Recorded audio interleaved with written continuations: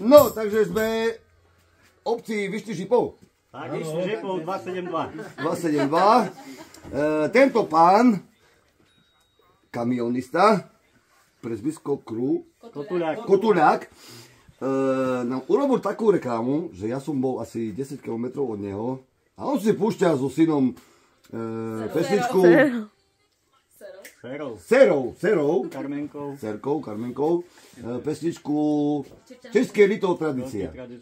Tak akože to bolo pre mňa také wow a za to sme ho vyhodnotili my kolegovia, že vyhráva tričko aj pani manželka, aj dcerka. Takže môžem ja prvý podpísať.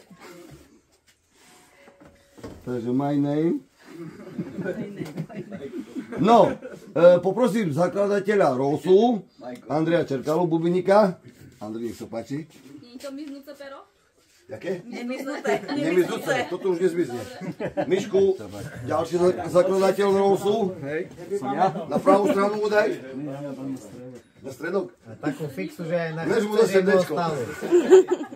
Toňu! Blondiak. A ďalší člen je v Čechách. Takže hej, vozí starosto. Ďakujeme a pani manželka ste ma čisté asi, nie? Nie, to som podpísala aj ja. Hej? Na seba dajme, nie?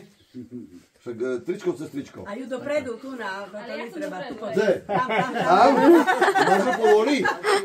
Nie, akože ja neriskujem, len treba povolenie. Nie, ja nie, na herbát. Neznam, či sa trafím tam.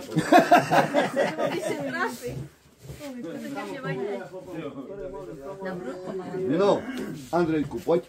Dúfam sa, že to domácej do nich zvedničky tam je vykladená. To ani prát nemáme, hej? Nie, to nezmysne. To len do vitriny, Katka, to nie na vlešenie. Zaramujeme. takú návštevu. Takú reklamu nám v Turecku robiť, ako to... Ale tá pekná muzika, to si dá povedať. Za dráhu človek Toto na nezačíta. pamiatko a ešte príde daj čisté. No a malej necháme voľné? Hej? Dobre.